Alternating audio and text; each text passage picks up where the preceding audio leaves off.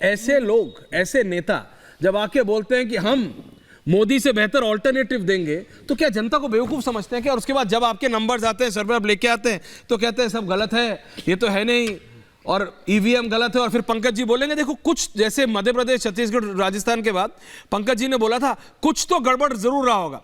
मैं पूर्व सांसद के पास भी जा रहा हूं, संजय जी, यही कहा था पंकज जी ने, ऐश्वर्या लग रहा है कुछ गड़बड़ होगा, ऐसा उम्मीद नहीं थी। जब ऐसे ऐसे नेताओं के साथ रहिएगा, एक तरफ लालू जी, दूसरी तरफ हेमंत सोरेन, तो क्या होगा? नहीं, मैंने कहा ना कि हेमंत सोरेन के लिए तो बहुत काफी दूर।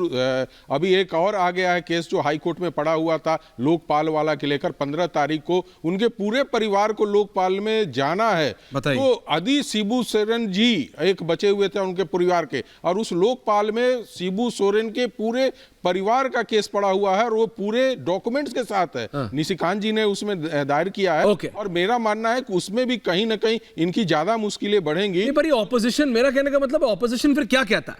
मैं पूर्व एमपी संजय डालमिया, मेरे साथ हैं रत्नाकर त्रिपाठी, सुधांशु जी आ रहा है, उसके बाद संजय सरकार भी है मेरे साथ। आप सांसद रहे हैं राज्यसभा के एक समय संजय जी, ये राजनीति तब भी होती थी, कहा जाता था कि you are very close to late Netaji, है ना? बट कई बार अब आपके रिएक्शंस आते हैं अलग अलग चैनल्स पे, एजेंसीज पे, तो हम देखते हैं कि नाउ यू फील कि जिस तरह से विपक्ष आज रिएक्ट कर रहा है इज नॉट सही, या जिस तरीके से ये चीजें हो रही हैं नहीं। मैं आपका इंट्रोस्पेक्शन या आई वांट योर एनालिसिस कि क्या चल रहा है 24 के इलेक्शन से पहले। ये जो हो रहा है, विपक्ष कह रहा है सब सरकार करा रही है, विपक्ष की कोई गलती नहीं है।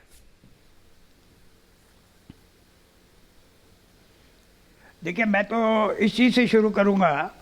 अभी आपने दिखाया था कि खड़गे जी ने कहा है कि अगर नरेंद्र मोदी जीत के आ गए तो डेमोक्रेसी खत्म हो जाएगी, डिक्टेटरशिप हो जाएगी। अभी अभी उन्होंने कहा, कितने दिन पहले कहा मुझे नहीं मालूम। उसके पहले राहुल गांधी जब भी बाहर गए हैं, उन्होंने एक ही चीज़ पे बोला है कि डेमोक्रेसी खत्म हो जाएगी इंडिया, अगर इंडिया में ये हुआ तो डेमोक्रेसी खत्म हो जाएगी। ये उनका स्टेटमेंट इसी चीज़ों पे हुआ है। और भी बोलते रहे, वो अलग बात है, उस पर मैं अभी नहीं जा रहा। मैं एक ही चीज़ की बात कर रहा हूँ। मैं इन दोनों को बताना चाहता हूँ, बाकी लोगों को भी बताना चाहता हूँ, शायद लोगों को पता नहीं है।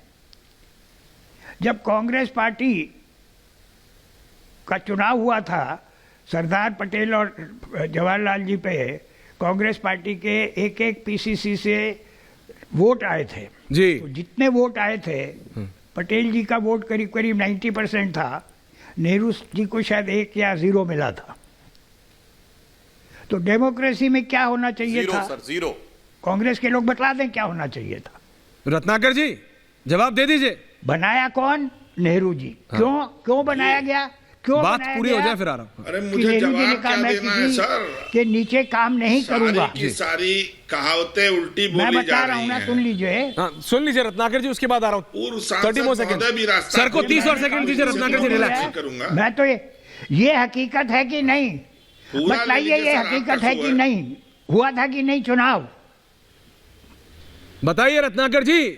डेमोक्रेसी की बात करते हैं जब नींव में ही डेमोक्रेसी नहीं है। बोलिए रत्नाकर जी, उसके लाल कृष्ण आडवाणी आना चाह रहे थे, राम मंदिर में नहीं आए। बताइए ये हकीकत है कि नहीं कि मुरली मनोहर जोशी गिड़गिड़ाते रह गए और चंपत राय ने कहा हम आपको नहीं बुलाएंगे?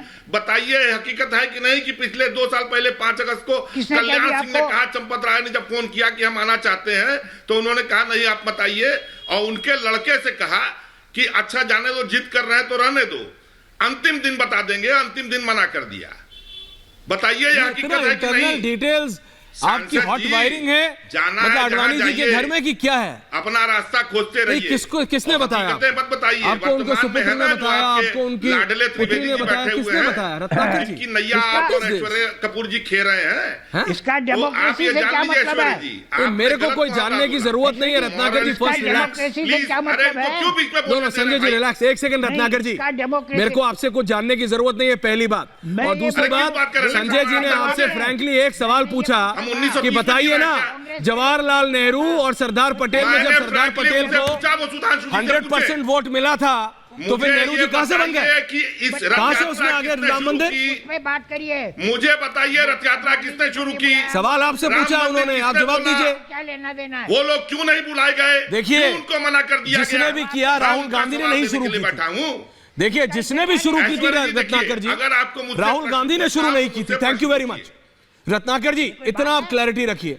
जिसने भी रथ मुझे यात्रा एक शुरू बात की थी, बताइए, जैसे गांधी ने प्रश्न नहीं की उन्होंने थी, राहुल पूछा, गांधी ने मैंने नहीं की थी, राजीव गांधी ने नहीं आप की थी, बीच में इंदिरा क्यों गांधी ने बोलने नहीं की लगते हैं भाई थी। Aishwarya thank you ji? Very much. मैं टीएमसी के आप पास कभी जा रहा हूं। BJP TMC Rajiv Ranjan ji, sorry Sanjay Sarkar ji, Rajiv जी जेडीयू आ रहा हूं, संजय जी वापस आ रहा हूं। सुधांशु जी, टीएमसी को लेके भी बहुत इशू है। चलिए नीतीश तो आ गए, अब कांग्रेस कह रही है कि टीएमसी भी बीजेपी के लिए काम कर रही है। संजय सरकार जी, अब कांग्रेस का ये आरोप आ रहा है, राजीव रंजन जी की पार्टी पे तो आ रहा है, आपके ऊपर भी आ रहा है कि आप बीजेपी के लिए काम कर रहे हो। आपने तो जगह दी है बीजेपी को बंगाल में, क्या ये सही है कि आप और सुधांशु जी बिल्कुल एक साथ मिलकर काम करते हैं? बता दीजिए। Multi please. नमस्कार। नमस्कार दादा। आज शाम को जो प्रोग्राम हो रहा है, बहुत ही अच्छे सवाल आपने पूछे हैं, सवाल का जवाब भी होना चाहिए। मैं दो चार बातों बोल के फिर हम मेन पे आते हैं। एक बिल्डिंग बनाने के लिए 4 पिलर की जरूरत पड़ता है। सुधांशु जी आ रहा हूं। अगर पिलर मजबूत नहीं होता तो बिल्डिंग गिर जाता है, तुरंत गिर जाता है।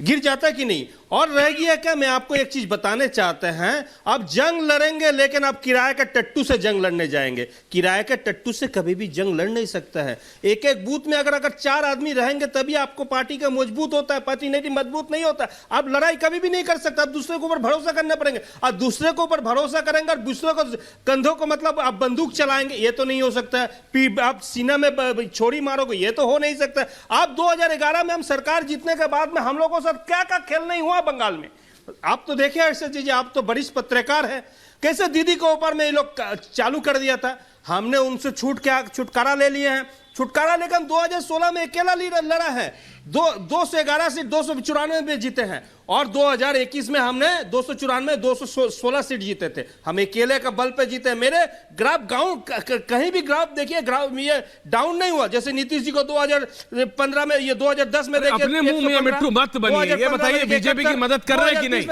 नहीं संजय दादा, ऐसे ग्राफ को आप संजय, अभी आप टीएमसी की बढ़ाई करने में मतलब ये बताइए मेरे को, आप बीजेपी के साथ काम कर रहे हैं क्या? कांग्रेस कह रही है। नहीं, हम तो बीजेपी के साथ 1:1 लड़ाई कर रहे हैं, तमाम दुनिया देख रहे हैं। हम पहले नरेंद्र मोदी को साथ में अगर आंखों में आग डाल के कोई लड़ाई कर रहा है तो ममता दी कर रही है। और मतलब जो लड़ाई हो रहा है, मतलब जो एकदम मतलब आप देखें, इंच इंच का लड़ाई बंगाल में हो रहा है, आप देख चुके हैं। और भारतीय जनता पार्टी को हम बिल्कुल जमीन नहीं दी। अगर जनता विपक्ष पार्टी भारतीय जनता पार्टी को बनाया, इसके लिए कांग्रेस और कम्युनिस्ट सबसे बड़ा जिम्मेदार है। क्यों जिम्मेदार है? आपको मालूम है 56,000 कार्यकर्ता कम्युनिस्ट को हाथ में, मेरे कार्यकर्ता शहीद हुए हैं। एक एक चीज आपको आज हम बताने चाहते हैं। एक मां के सामने एक कार्यकर्ता को हत्या करके उसको खून से उसका चावल मका के बोलो मां तू ये राइस खा लो, ये भी तो कम्युनिस्ट ने किया था। एक मां के सामने एक बेटा को हत्या करके उसको मुंडी लेकर फुटबॉल खेले हैं। एक महिला को स्टोन कर दे दिया गया था, वहां पर कट दिया गया था। 4 भाई को एक साथ में हत्या हुआ है। बच्चे को आप हल्दिया में देखिए सुधांशु जी, the opposition is fighting. बच्चे को